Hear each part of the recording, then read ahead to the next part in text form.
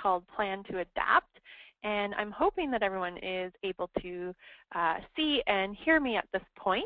Some folks are still joining on the line, but I think it's time to get ready to start, given that we don't have too much time on this webinar. So just to begin, I want to go over a couple housekeeping items. Here we go.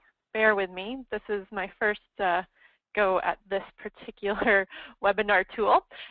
So I wanted to just go over a couple technical aspects. As I've mentioned, for those that have been on the line, everyone is muted, and so if you would like to contact us and ask questions, or if you're having any troubles, you should see a little chat box at the bottom of your GoToWebinar small control panel there.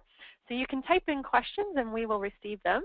Today, I will introduce myself. I'm Elizabeth Henry with the Fraser Basin Council, and I have my colleague here, Jim Vanderwall, who has already typed out a question to most of you, or a comment, I should say, and he is our technical person. So if you're having some technical difficulties, you can email him at fraserbasin@gmail.com. And otherwise, if you have questions for the presenters, you can type them in your chat box, and I will read them out during our question time at the end. So hopefully everyone is able to join us. Now, in terms of the audio, hopefully you can hear me. You can either listen to your audio through your computer, or you can dial into this number and you can hear it over the telephone. So based on that, I'm excited to talk about the actual webinar that we're having today. We have some great presenters. We have two presenters with us today. And I guess before I introduce them, I just want to talk about that this webinar is a part of the BC Regional Adaptation Collaborative #2, RAC2. Many of you may have been involved in this before, but if not, if this is your first time getting to know us, we're presenting this as part of an informal community of practice, hoping to increase capacity for planners and other professionals that want to deal with climate change impacts. And this is the first of 3 webinars that we'll be hosting. So this one, the Plan2Adapt, online tools for assessing how climate change will affect your community or region. We have an hour, which will go by quickly, of course, but I've been going over the introduction. We're lucky enough to have 2 speakers here. We have Trevor Murdock with the Pacific Climate Impacts Consortium, as well as Tamsin with the City of Vancouver. And between the 2 of them, we're going to have a great tour of the Plan2Adapt tool, and Tamsin will also be able to explain how she's used this in the work that she's been doing with the City of Vancouver. And Trevor is a great resource, someone I've learned a lot from over the many years about how to interpret climate science projections and how to make it, concrete in some decision making and planning. So the agenda that I have up here has changed a little bit, just given the nature of how Trevor and Tamsin are working together. So we're going to actually do their presentation. They're going to go back and forth up until about 11:40, and then we'll have questions. We'll save all the questions to the very end, and then you can type in your questions at that point, and then I'll just wrap it up, and we'll get everyone to lunch around noon, and I think we will learn quite a bit. So I don't see any questions yet, so this is great. I think everyone, at this point we have 43 participants. That's wonderful. And so I'm going to pass it over to, I believe I'm passing it over to Trevor, who's going to start to tell you about the Plan2Adapt tool. So Trevor, hopefully you are there, and I'm just going to pass over to you, and you'll have to unmute your line. And here's Trevor.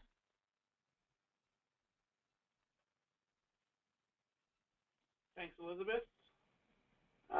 So hopefully my screen's being shared now. You should see this slide that says Plan2Adapt.ca web tool. That's the address, by the way, Plan2Adapt.ca, or you can get to the tool through pacificclimate.org.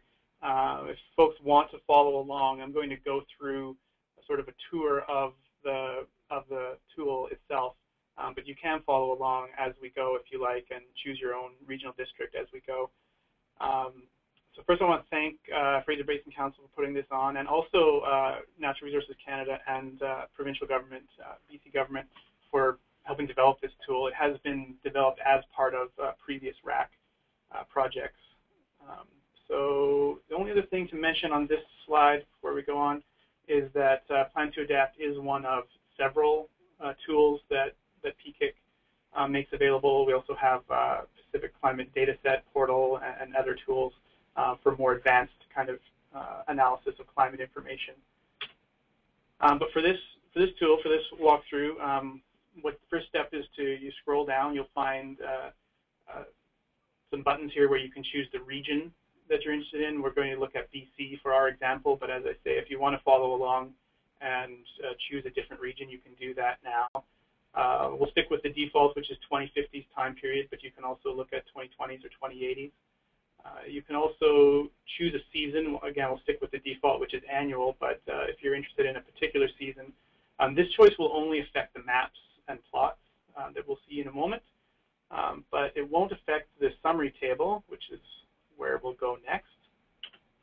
So this summary tab, once you make your choices around what region you're interested in or what part of BC you're interested in, then you arrive at the summary table. And so it gives you the sort of overview of projected climate change for your region.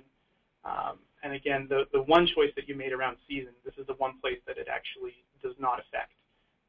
So the summary table shows for temperature, for example, just annual, because there isn't a ton of difference between the seasonal projected change for most parts of the province. So that the main thing here is temperature. So to save on, or is the annual change. Save on space, we show just the annual. For precipitation, though, summer and winter projections are often quite different in many parts of the province, so we do show the summer and winter separately in addition to annual. And then again, for snowfall, winter and spring are the two seasons that are the most relevant for most parts of BC. We do have these other three variables that we'll talk about in a moment, growing degree days, heating degree days, and frost-free days. I'll explain what those are in the next couple slides. The only other thing to mention about this summary table is that we show this first column, so the ensemble median, and then this range. The range column is very important. I'll keep coming back to that, but just focusing on temperature for the moment. So we have this projected change of predicted warming of 1.8 degrees Celsius compared to the historical baseline by the 2050s. This is on average for all of BC. And there's this range around that. And where this range comes from is that these climate projections are based on results from 15 different climate models, and for each of 2 different emission scenarios, the A2 and B1 emission scenarios. And these details are available, by the way, under the Notes tab, and some of it under the References tab. So that range is composed of the 10th to 90th percentile from these 30 different projections. So we have a range, partly this reflects natural variability, partly it reflects differences in climate models. Different models give you different results. And the other component there would be the different emission scenarios that are included. What else do we want to say about this? That's probably it. So then moving on to the next slide, each variable has maps and plots available. And we'll go into the maps and plots in a moment, but now I wanted to just say a couple of words about the non-temperature and precipitation variables. So snowfall is not taken directly from the climate models. It's computed from temperature and precipitation. And then the last 3 here, these degree days. Growing degree days is a variable that is sort of relevant to agriculture. What it represents is if you take any day in a year and you consider the difference from a 5-degree threshold. So for example, if today was 10 degrees Celsius, that's 5 degrees warmer than 5 degrees. So that contributes 5 growing degree days to today. If it were only 6 degrees out today, that's only 1 degree above 5 degrees Celsius, so that's 1 growing degree day. And you accumulate all of these throughout a year, add them all up, and that's your total growing degree days. Heating degree days is very similar, except that now you're sort of counting how far below 18 degrees Celsius you are. So this is trying to measure your heating load or heating demand. And then frost-free days, again, this is just counting the number of days that are above zero, above freezing. So those are the variables that are currently available on Plan2Adapt. Moving into the maps, the colors are a little washed out on this. If you're following on your screen, it should be a little better. But we have the historical map on the left and future projection on the right.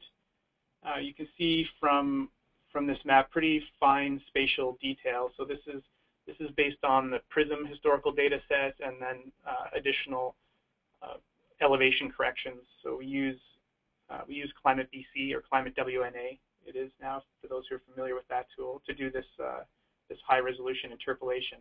So you can see, BC's complex topography with, warm valleys and chains of mountains in the Columbia and on the coast.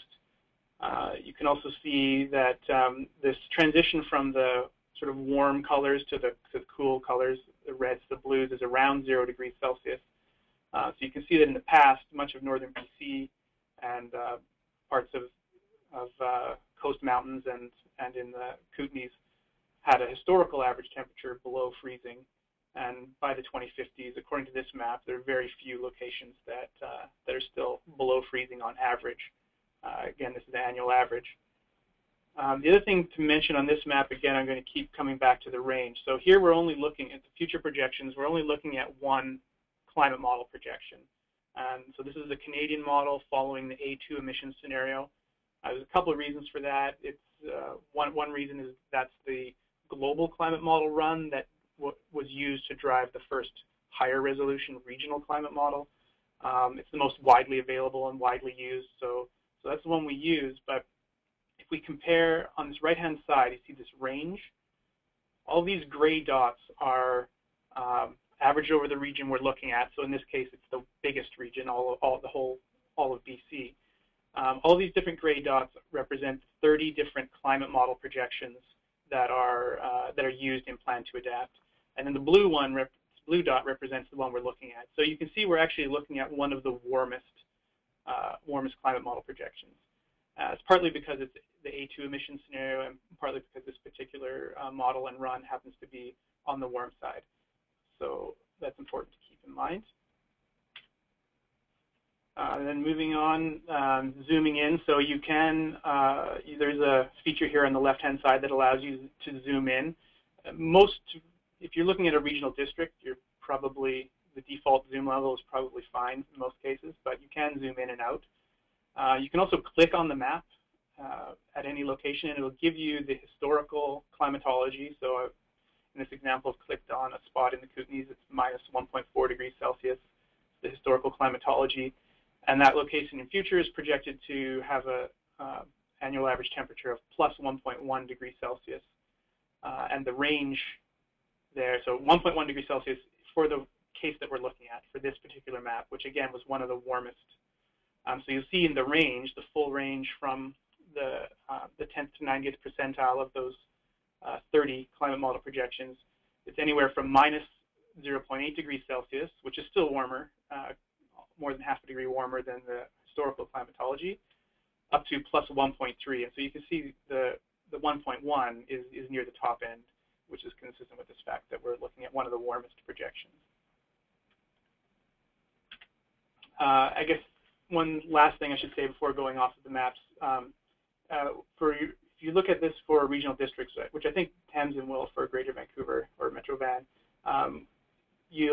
the value of the maps is really just in seeing how this sort of projected warming of whether it's 1.5 degrees or whatever, how that sort of interacts with the historical climatology of the region. That'll make more sense when we look at a regional district. So moving on to the plots show, again, the range of future projections. Here you can now see it visually. So we start from historical climatology of 1961 to 90. This is now showing the anomaly, so that the difference from 0. So we start at 0. And then just actually, this is just plotting the plotting through 3 points. So we're taking the average for the 2020s, the 2050s, and the 2080s, and then just drawing a line between those. So the black line shows the median. This darker line shows the 25th to 75th percentile. So that's the middle half of climate model projections. And then the lighter gray shows the 10th to 90th percentile, which is the range shown on the summary tab. And the blue line, you can see, in this case, for the 2020s and 2050s, or 2020s at least, the Canadian climate model is actually outside of the range of the 90th percentile. So it's the warmest of all of the 30. The 10th to 90th percentile excludes a couple. And Trevor, I'm just going to remind you to make sure you're looking at your time. Yeah. All right. One other thing to mention on this before we move on, though, is you also notice that the range of projected climate change, sort of the range gets wider as we go through the 21st century. So not only does warming increase, but also the sort of range of uncertainty increases as we go through. So the last thing to touch on before I hand things over to Tamsin is the impacts tab. And so there's a big caveat here that hopefully everyone will read before they use this, but the idea is if you've chosen a particular regional district, or there's some other regions available too, health authority boundaries, et cetera, if you've chosen one of those regions, we can take advantage of the fact that Plan2Adapt knows about the amounts of temperature, precipitation, growing degree days, et cetera, projected for that particular region. And so we have brought together a bunch of experts who helped us come up with some detailed quantitative rules that will turn that projected climate change into a list of possible impacts. The caveat is that these are not necessarily predicted. This is based on expert opinion, and so there's the potential for impacts to show up that will not occur. There's potential for impacts that are important for a region to be missing. But the idea here is just to give you something to kickstart if you're doing an adaptation planning process or something. And so for BC, you get quite a bunch of things that show up because we're looking at the whole province. If you look at a regional district, you should probably get fewer than this. And you can click on these impacts, and you'll get some sort of management implications that, again, were provided by experts that we convened to help with this tab. And that's it for the walkthrough of Plan2Adapt. I'm going to pass over to Tamsin, who has actually used Plan2Adapt to do useful things. Good morning, everybody. Thanks for having me. So hopefully you can now see my screen and the planning process. So I'm going to speak a bit about how I use Plan2Adapt in the development of an adaptation strategy, as well as since then. So our planning process to develop the strategy started with milestone 1 being, what are the anticipated climate changes? So in considering what the changes might be, we had to look at the science. So we borrowed from our friends at Pacific Climate Impacts Consortium to get an idea of what the science was. And then we moved into milestone 2, which is identifying impacts. So given the science, what kind of impacts could we have across the city? Moved into milestone 3, which is, given those impacts, what kind of actions can we put in place to mitigate the risk? And then right now we're in milestone 4. We're in implementing. And of course, this isn't a static process. It's dynamic. As the science changes, we want to go back and go through this process again.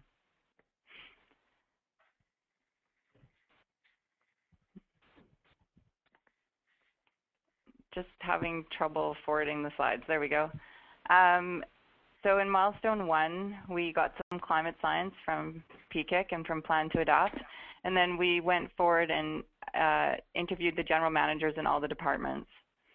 And then we worked with a cross-departmental working group to build on the impacts identified by the general managers and really build a list of impacts across the city.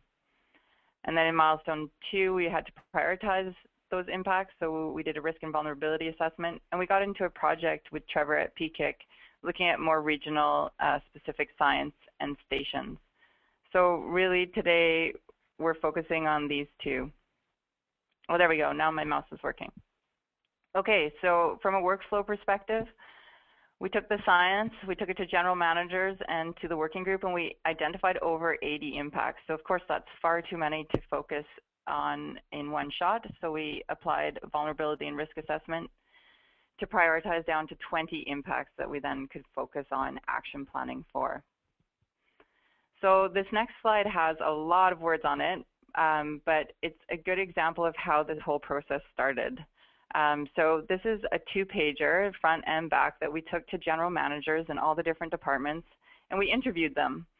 So as you can see in the orange box, it's a snapshot of projected changes, and really this is at a very high level. It's just at the increase, decrease level. So this really gave them a quick idea of what they were looking at in terms of temperature, precip, and snowfall.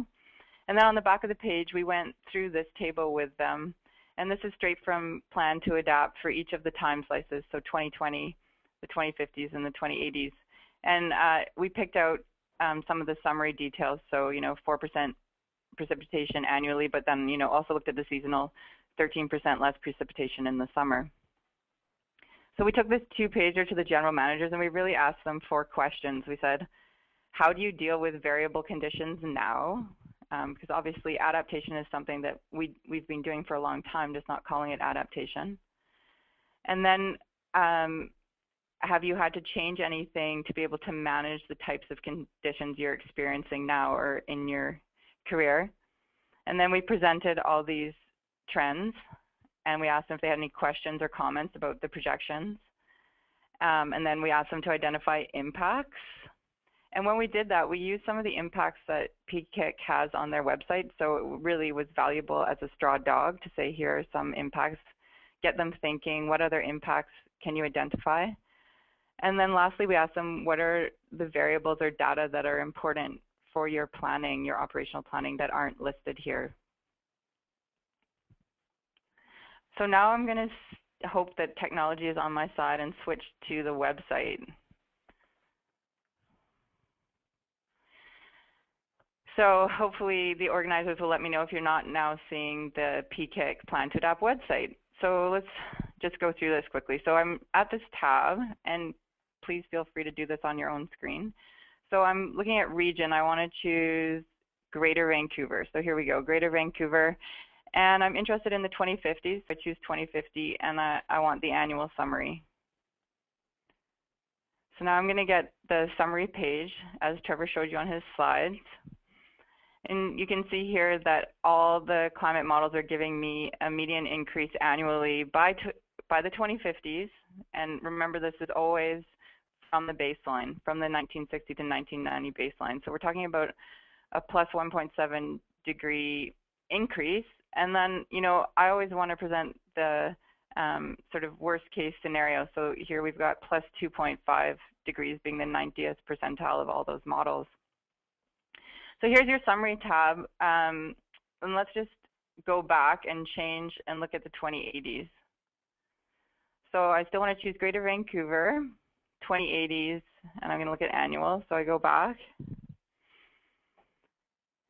So I've got all the climate variables down the left-hand side. And recently, I had a question. I had somebody from the streets department asking me, they were writing a council report on snowfall and how operations have been in the past and what to expect in the future. So I went to this tab, to the snowfall tab, and now I can look at a map and a chart, both being really useful to help provide insight. So let's just look at the map. So now we're looking at the region for snowfall, historical and projected. So if I increase the opacity here, I can see that this white area showing is the Greater Vancouver region.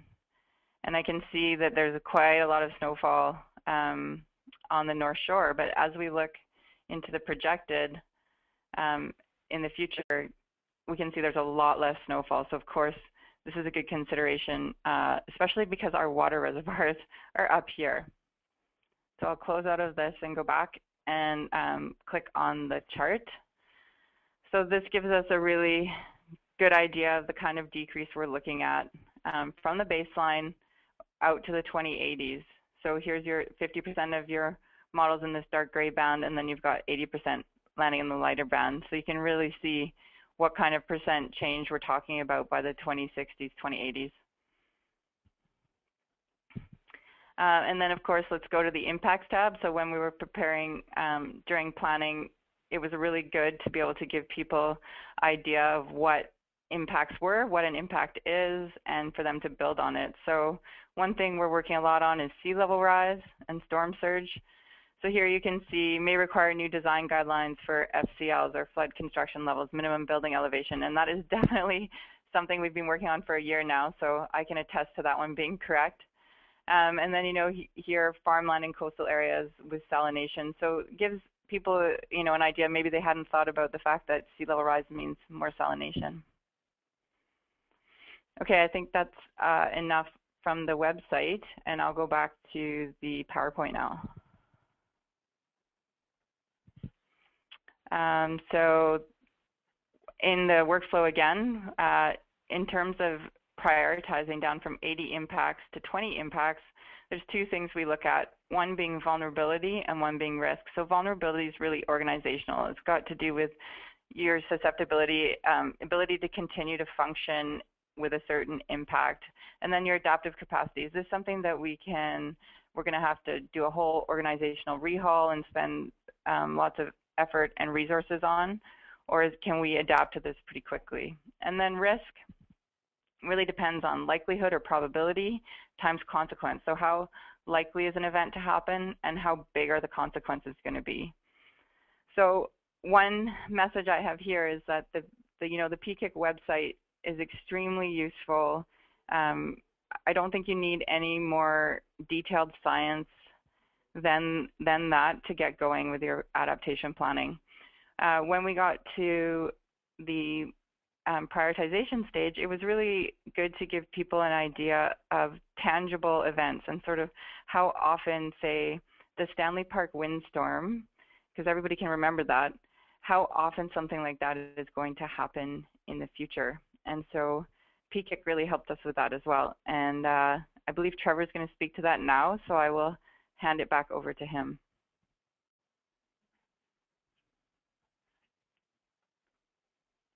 Okay, thanks, Tamsin. So I'm showing there's two ways that we went into a little bit more detail for Metro Vancouver, and this was actually part of another partly NRCan project that also included a bunch of other municipalities and regional districts as well. So what this is showing here is just basically we can do prettier maps than what's available on Plan2Adapt. We're constrained by on the online tool being able to have the same legend, a legend that works across everywhere in the province, whether you're at a sort of high regional district resolution or zoomed out all the way to BC. And so as a result of that, we have to make choices that result in seeing a little bit less detail. So you can see from this map of growing degree days, which is one of the variables that is available on Plan2Adapt, that we see quite a bit more detail here than in the maps on Plan2Adapt. We also have cities labeled and things like that. So this is one of the things you can't get from Plan2Adapt right now. The other thing is additional variables. So we are limited right now in trying to keep things simple. We just have those sort of three variables that we think are the most relevant. But this was something that came up.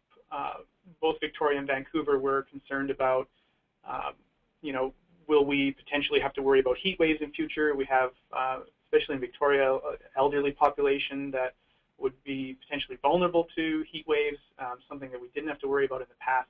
So this is showing much like growing and heating degree days, but it's now cooling degree days, sort of represents hot events. And so you can see a considerable increase in cooling demand in the region, and you can see sort of spatially where that plays out. And just one other example, January nighttime low. So Tamsin mentioned the snowpack in the North Shore Mountains being important, and the large reduction there. And so this temperature, this particular map gets at why that's happening. It's actually not because of precipitation decreases during winter. It's quite the opposite. We have precipitation increases during winter, but it's really the temperature getting too warm, but especially by the 2080s, which we're looking at here, getting too warm for that precipitation to fall as snow. So it's coming more as rain in future, even throughout the winter. So that's the kind of thing that you can get, you can't get from Plan2Adapt. And the other thing I want to talk about was extremes.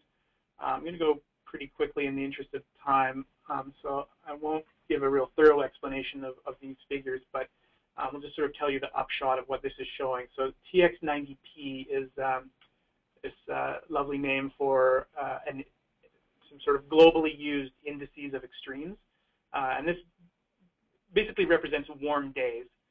So for Metro Vancouver, you can see a large increase in warm days, mostly in spring. The number here is showing how much more often they occur in future than in past. So warm day is something like around 20, 22 degrees Celsius. And so how often those days occur in future by the 2050s compared to the past, that's in spring we have about 3 times more often. So this is a pretty good news story for sort of nice spring weather. But TX90P, representing warm days, is not a very extreme. It's very modest, but it's more extreme than sort of the annual average temperature.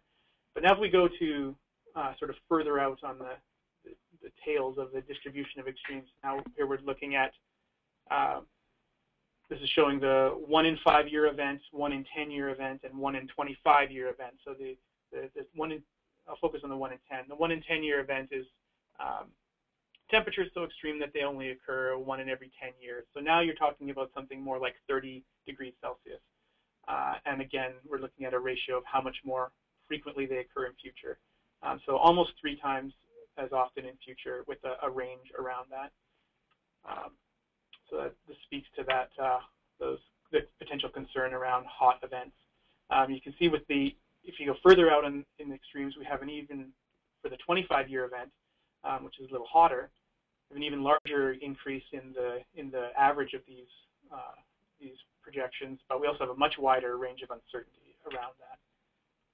Same thing for precipitation return periods. So again, this is the 1 in 5 year single largest precipitation on a single day, and then 1 in 10 year, 1 in 25 year expected event. And so you can see even larger sort of ratios for precip than for temperature. So this, for example, is saying that on average here, what was the 1 in 25 year event in the past is projected to occur something like 6 times more often. So more than once in every 5 years, we would expect what previously would have been a 1 in 25 year event. So this is pretty important for stormwater infrastructure and things like that.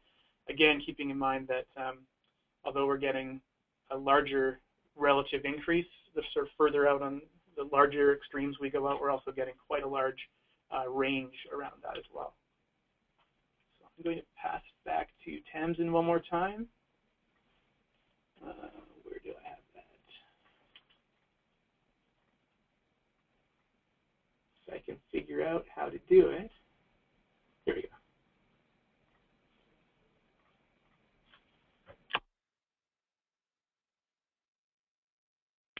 Okay, back to me. Sorry about the tagging here. So back to this slide. So we've done our vulnerability and risk assessment. We prioritized down to 20 impacts, something far more manageable. And we took those impacts that pertain to different working groups. So for instance, I took a set of sort of 5 to 10 impacts out to the social planners, had a workshop, and developed a ton of actions to sort of respond to each of the impacts that pertain to their work. And then we had to put some evaluation criteria on, such as implementation cost, jurisdiction, what kind of windows of opportunity are there. And we ended up with 9 primary actions. So just to quickly go over sort of the impacts that we did prioritize, just a few of them. So if we're thinking about more rain, we have increased surface water flooding, sewer backups, and combined sewer overflows, as well as increase in landslide risk. This next one is storms, so an increase in frequency of those more extreme events, so safety and health risks of vulnerable populations, and of course increased resource needs for response. So pretty small emergency management department, small backup power at the moment. So working on that. Heat, safety and health risks for vulnerable populations. We've got a lot of west facing glazing in Vancouver and not a lot of air conditioning. And then further out, those water supply pressures in the late summer. And then sea level rise, flooding, erosion, and reduced gravity drainage of our storm sewers. When we think about all of the variables combined, we think about our buildings and how we could change our Vancouver building bylaw to make buildings more adaptable. Think about asset management and adding climate change as a risk factor. And then right now we're working on an urban forest strategy, and adaptation being quite a significant part of that strategy. So some of our primary actions, you know, really adaptation is something that we realized was already ongoing. So adaptation really added a driver in some places, getting things off the shelf and into practice, such as with the urban forest strategy and extreme heat planning. And then we have it as an added lens. So we've added it as scope in our integrated stormwater management. And it's supported by work such as the sewer separation, so separating the sanitary from the storm sewer. Where it's a novel challenge is certainly with coastal flood, with sea level rise, so we've got 2 major projects happening there. So in summary, I was just thinking while Trevor was speaking, it's really about planning with uncertainty still. Nothing is going to give you a silver bullet and tell you, yep, you're going to have 5 centimeters more rain every September or whatever. Certainly I've had sewers engineers, you know, they want to know how much rain is going to fall in the first 5 minutes in 2050. And of course, we can't get to that level of detail. And I don't think that we need to. I think there's more, should be more of a focus on finding co-benefits when you're planning to sort of provide a business case and deal with the uncertainty. So where can we create some more pervious surfaces with our same goal of planting more trees with our biodiversity strategy?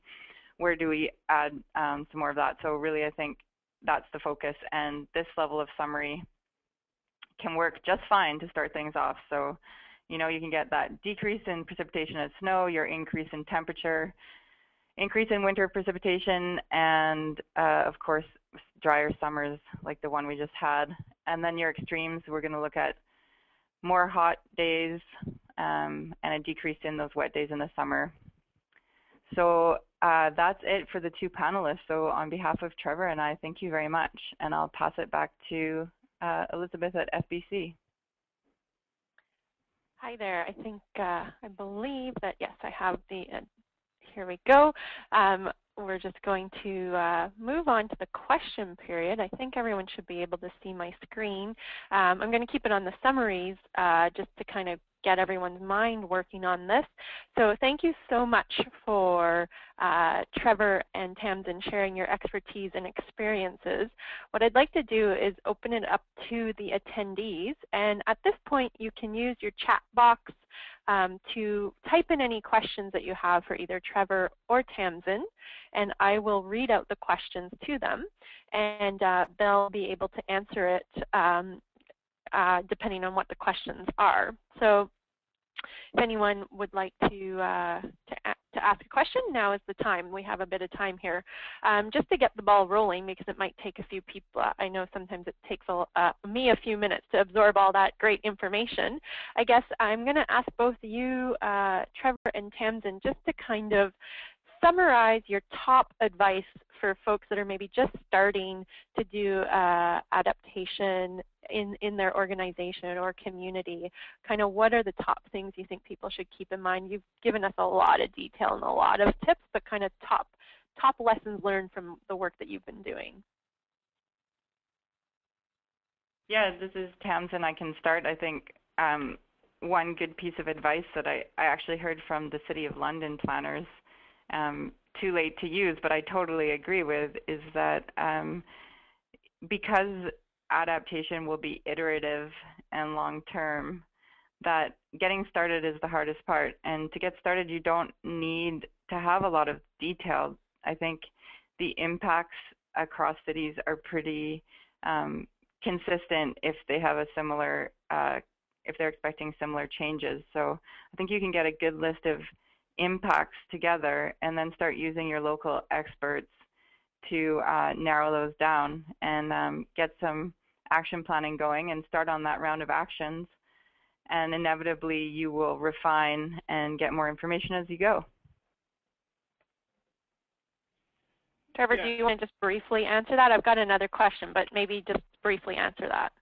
Sure. I mean, I'll just basically echo what Tamsin said in my own way. It's just that, you know, as the guy who works at the place who gets to work on the real fun stuff is providing projected changes of extremes and you know, really sort of getting feedback and input from engineers and planners and foresters as to, you know, what kind of future projections do they really need? What do they need to help them take those steps that Tamsin was talking about at the end around the prioritization? The real detailed stuff is certainly the most interesting and fun for us to work on at PKIC, and I think it, as Tamsin said, it's very valuable for those sort of prioritization steps. But yeah, I just want to echo what she's saying. Is I would what I really like about Plan2Adapt is that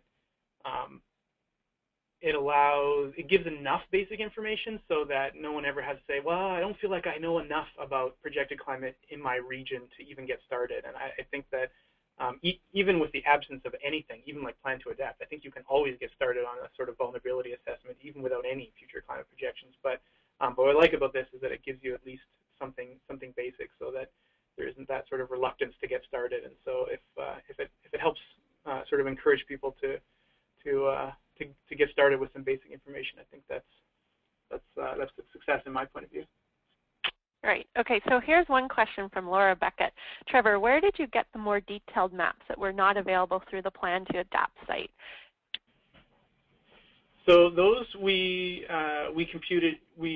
created here at PKIC. Those particular maps were made using ARC, which is a commercial mapping software, and we use the very same data that's used for Plan2Adapt. But by making those in ARC, we're able to have a lot more flexibility over the you know, over the look of the maps. And we also, like I say, we do have additional variables that are not included on Plan2Adapt available to us. So ultimately, the source of that information is really the Climate WNA tool, which is more geared toward, it just provides you data, so it doesn't generate maps for you. And you can use the same tool to get at the exact same information as the maps that we made, but you need to do the mapping steps on your own or work with someone like PKIC. Great. So I'm just going to keep on going through these questions. So this is from Isabel Sharon. A question for Tamsin. When you went through the info on the Plan2Adapt, you focused on the worst case scenario. For example, for snow cover over 2050, the decrease from the Canadian model is around 50%, but some models only project a 5% decrease. How is that information conveyed to city planners? Sorry, I just lost this question briefly. How is that information conveyed to city planners? Does the variability really matter at this point? If not, when does it start to be important? Tamsin, I'm not sure if you can speak to that. No, that's a good question. That was a long question, so hopefully I'll get it right. I think at this point, we've showed a lot of the error bars. So we show in communicating more of the summary tab, so the average across the models, and then the error bounds. And certainly when, you know, right now, when we're using something really specific for sea level rise, that's where it comes up the most. And that's a tricky one because the error bounds are so drastically different. So I think at this point, it's aiming in the middle, and then as you get more and more refined studies, continuing to iterate and improve. And so I think that's something important, is really when we were looking at the planning, one of our evaluation criteria of an action, one of the important evaluation criteria was, is this action good across the error bounds, or is it really only going to help at the lower end of the model, and you're really trying to find those robust options that still provided benefit for the city, even if climate change doesn't happen, or if climate change is quite extreme. That's great. Thanks, Kevin. Go ahead, Trevor. I'd like to add to that a little bit. You'll notice that that point that Isabel raises, that through most regions of BC, the particular climate model projection that we chose for the map does tend to be on the warmer side, also on the wetter side, compared to most models. And partly, so we made that choice mostly for historical, sort of, because that particular map is the one that, or that particular climate model and that particular run has been the one that's been used the most widely. So we chose it more for comparability than anything else, and that's why I emphasize so heavily the range, particularly because if you're making heavy use of the maps, you want to keep in mind that the map you're looking at is not in the center of your range. It's not just some additional plus or minus around it. It's often at one end of the range.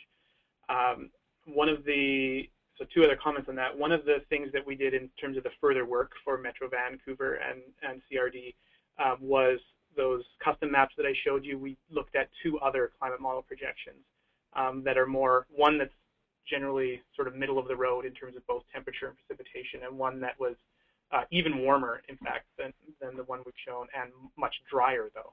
This is sort of a warm wet, so this was a warm dry.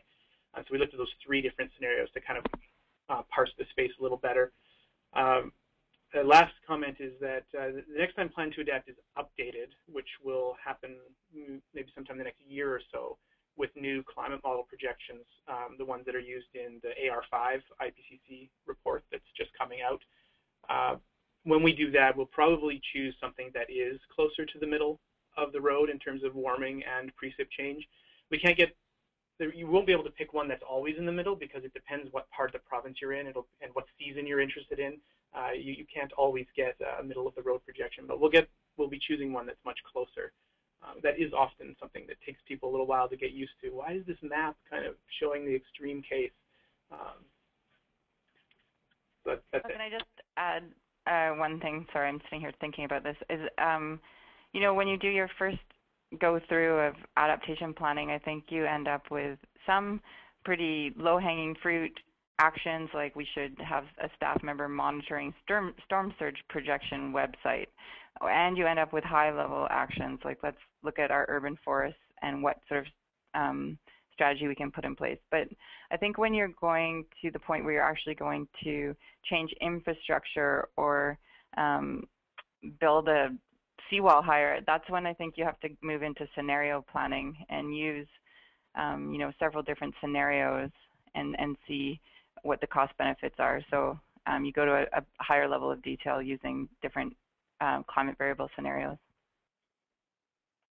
That's great. Yeah, very, very useful to kind of talk this out, because these are questions that come up often. Another one from Renee Pigeon, which is perhaps somewhat connected. Did I misunderstand your choice of annual averages instead of seasonal in your early slides if I ask whether it would be more useful to work with either high seasonal values or low seasonal values instead of annual values, which offset each other and understate the high seasonal impacts or low seasonal impacts? Not sure if either of you have thoughts on that. Trevor, maybe? Yeah, this is Trevor. So you can choose in Plan2Adapt, you can choose to look at individual seasons. That choice, and it's on the very first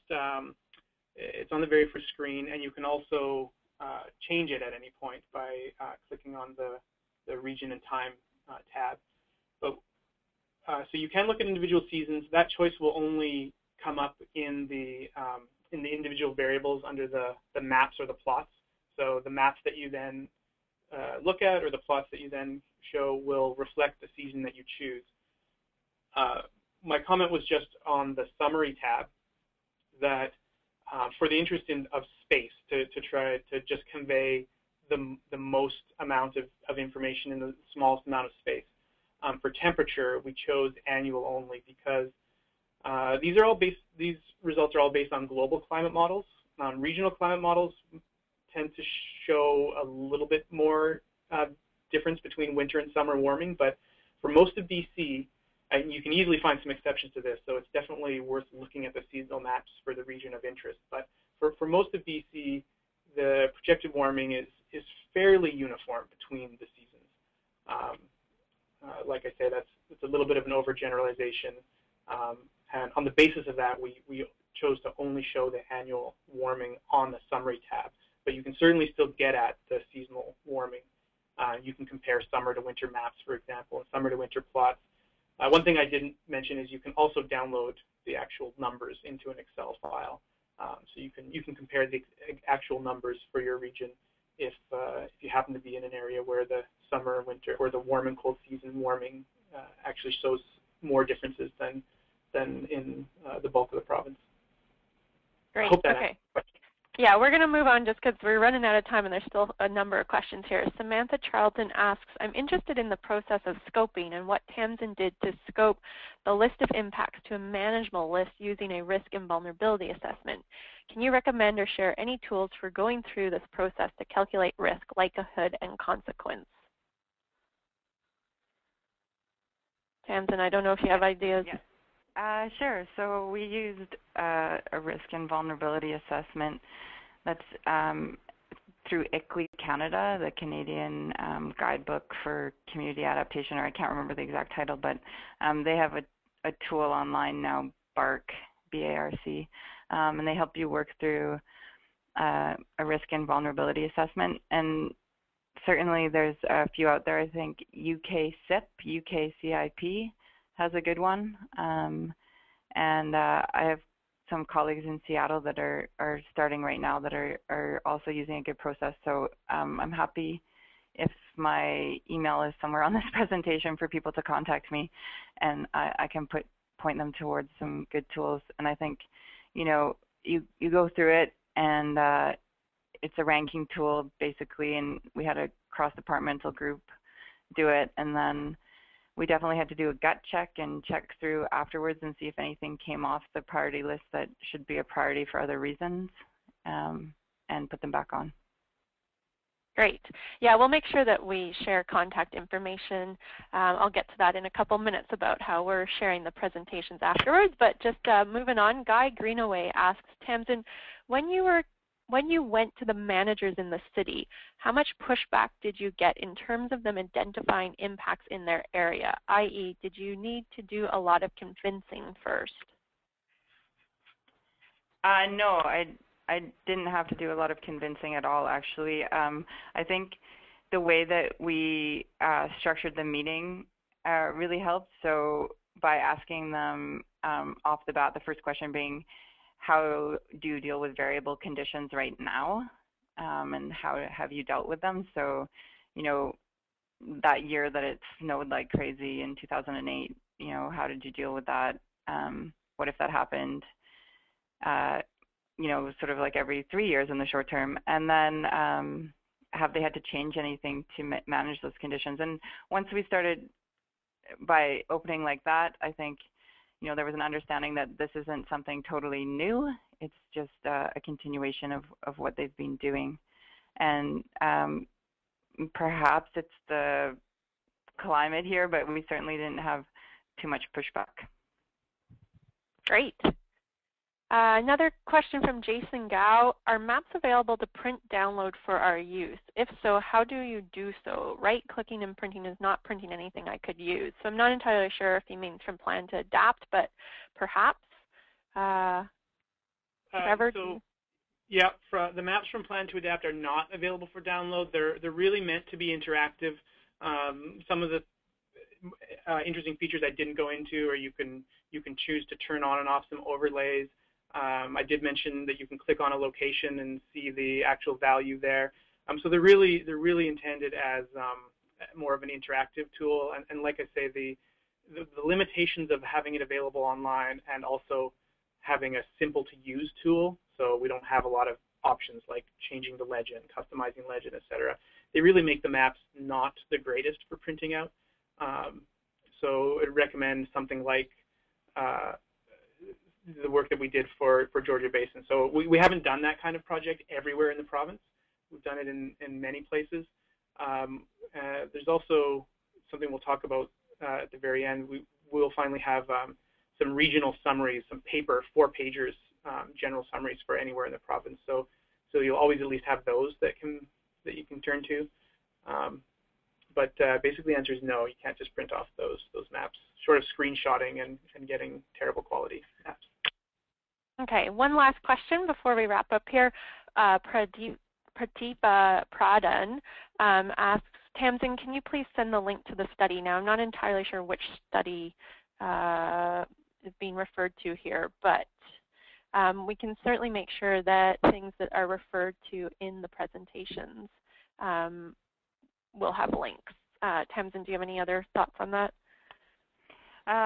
Well, if it's the risk and vulnerability information, you can look at the City of Vancouver Adaptation Strategy. So if you just Google City of Vancouver Adaptation Strategy, you'll get our website. And there's the strategy has one chapter that talks about the methods used. Or you could go to ICLEI, which is ICLEI Canada website, and look under their adaptation tab, and there's a lot of information there. Great. Okay, well, given that it's time is ticking, I'm just going to wrap this up with a few last points. For those that are interested in doing work in this area and want some more tools, Fraser Basin Council has an online resources at www.retooling.ca. This is a great database of all sorts of tools that exist for assisting local governments and also resource managers to do some adaptation planning. The other thing that's great to know about is that there's several other webinars. As I mentioned in the beginning of this, this is the first in a series of 3 Getting Climate Ready webinars. The next one is going to be on November 14th at 11 a.m. It's called Preparing for Climate Change, an Implementation Guide for Local Governments in BC. You can go to retooling.ca to learn more about who's speaking there, but essentially it's going to be a great overview of this tool, this guide that looks at all sorts of approaches to planning for climate change impacts. And then on December 4th at 10 a.m., there's Planning for Climate Change on the Coast, Sea Level Rise Adaptation Primer. This will look drill down more specifically into the details of how to adapt to the projected sea level rises, and it will be another great place to kind of build capacity, but a little bit more specific on sea level rise concerns. And then the last one is Trevor, Trevor, we've got one more here. Trevor wanted to just mention his upcoming webinar, which if I can find, I think he wanted me to show you this. So Trevor, did you want to just talk a little bit more about this one? Yeah, real briefly. So these are a series of 4-pagers that will be releasing this week. For all the different, the 8 resource regions of BC. So these are larger than regional districts. They have just a summary of historical trends and future projections. It's one of the big things that's not on Plan2Adapt as well, is the historical trends. They're always really important for local context, but so far we haven't found a way of putting them on and keeping the site real simple to use. So these are a good, also in the same sort of category of general information to get you started, a little more detail than Plan2Adapt, and we're holding this webinar on them to get feedback on how they can be used, and to get feedback on sort of what's missing, what are the most useful parts of these, and what would people like to see in a future version of them.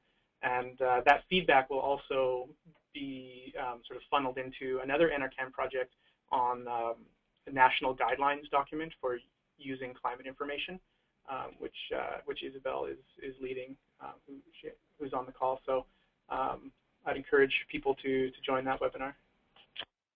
Great, thanks, Trevor. And now if I can exit back to my original PowerPoint. And we'll just wrap up because I know it's basically lunchtime for most people. But what I wanted to say was thank you so much for participating today. And thank you again to Trevor and Tamsin. Your experience and expertise is valuable for everyone on the line, I know. And if anyone on the line has questions, I have my email up here, as well as I believe it's been answered online already, but this webinar has been recorded. It will be available on the retooling.ca website. And if anyone has follow-up questions, feel free to contact me. In closing, I'd just like to thank the partners that helped this webinar happen, both Natural Resources Canada and also the Climate Action Secretariat. And on behalf of Fraser Basin Council, have a wonderful day, enjoy your lunch, and I look forward to seeing you at our next webinar.